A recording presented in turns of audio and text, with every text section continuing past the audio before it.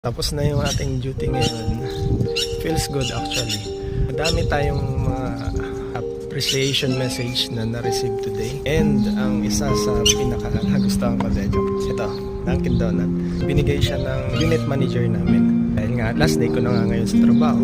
Isa sa mga best part siguro ng araw na to ay kanina may lumapit sa akin na pasyente.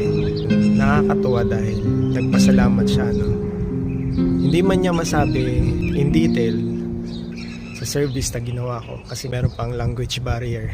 Mahirap talaga sa part ko and sa part niya na magkaintindihan kami. Pero nararamdaman ko yung nararamdaman niya para sa akin. Ito na din yung time na na-accomplish ko kung ano man yung mission ko dito sa hospital, no?